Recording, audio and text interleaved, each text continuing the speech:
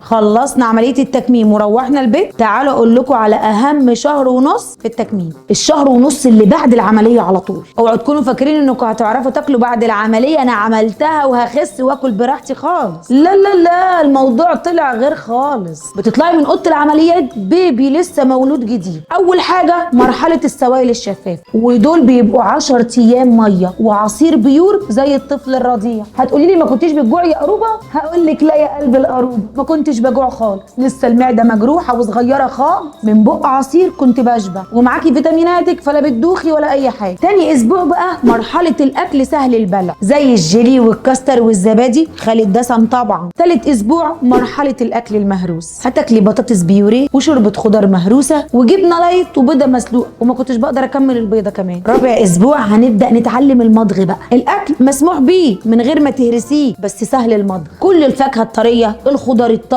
بصراحه بقى ساعات الاكل كان بيوحشني، وده كان في خامس وسادس اسبوع. دخلنا البروتين وكانت لحوم بيضه بس، ارانب، فراخ، سمك، مع كل الاكل اللي فات. هل زهقتي من ال6 اسابيع دول يا قروبه؟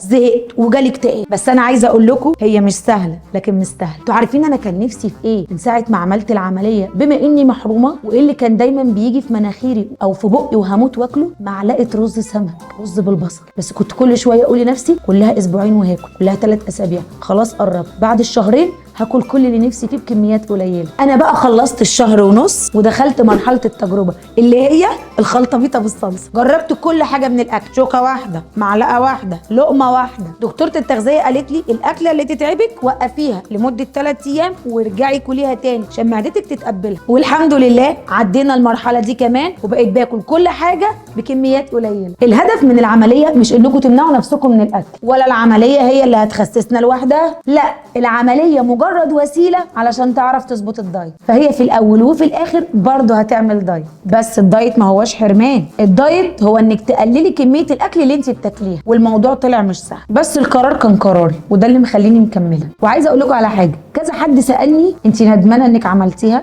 رديت وقلت له لا مش ندمان، ولو رجع بيا الايام هعملها برضه. اكتبوا لي بقى كل الاسئله اللي عايزين تعرفوها عن عمليه التكميم وانا هرد عليكم.